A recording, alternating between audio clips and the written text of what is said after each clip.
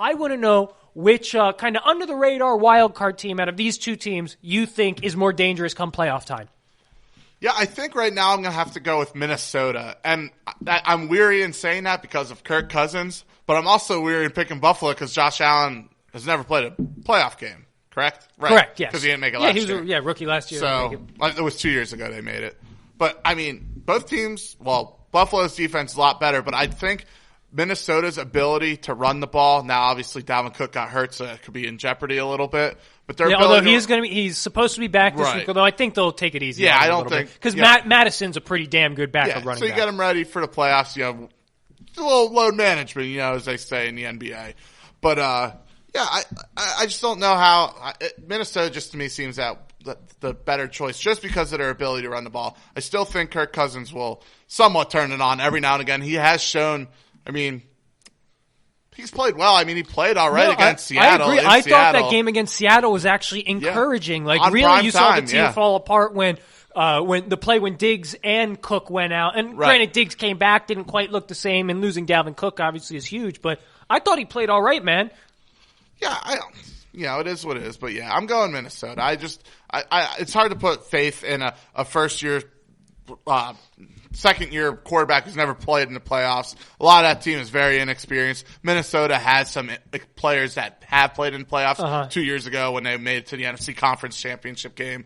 They were in a battle to the end last year. Obviously, they didn't make the playoffs. But, yeah, I just think there's a little more experience on that side. Yeah, my initial thought was Minnesota as well because you look at that offense and it can be so dangerous with Cook, with Diggs, with Thielen when he comes back, which looks like it might be this week, and Kirk Cousins, who, when you look at the stat sheet, looks like a real damn good quarterback. And after that Monday night game, I do have a bit more faith in him because I think he performed well and he just couldn't quite get it done against a really good Seattle team. But I think I'm going to have to go with Buffalo here.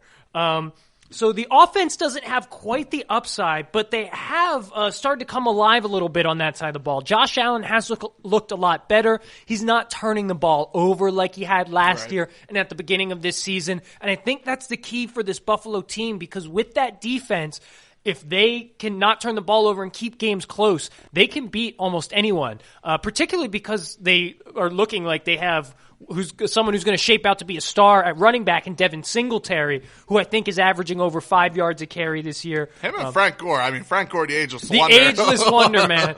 He's going to be playing until I'm 40, man. Yeah, seriously.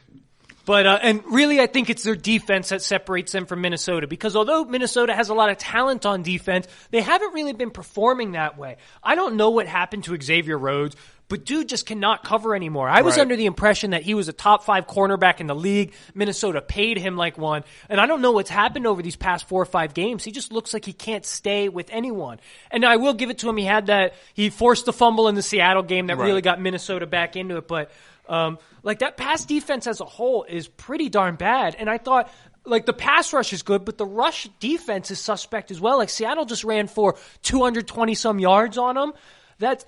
It's tough to win in the playoffs if you're letting teams run all over you like that. And then if Kirk Cousins is going to be shaky still, obviously has the ability but not super reliable. Right. You never know if they fall behind. Can you really trust him? Whereas with Buffalo, like I said, I don't see them really falling behind against anyone.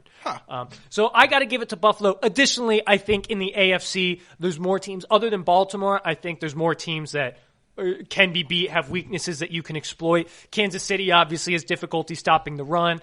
New England can't score a ton of points, and obviously we saw Buffalo play them tight early in the season when they were actually playing better than they are now. So I like the Bills, man. McDermott's done a hell of a job with that squad out there, man. Definitely coach of the year candidate. Yep, that Bills Mafia.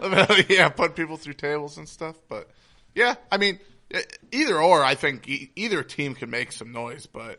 Yeah, I do think both teams are dangerous. They could make some noise in the playoffs.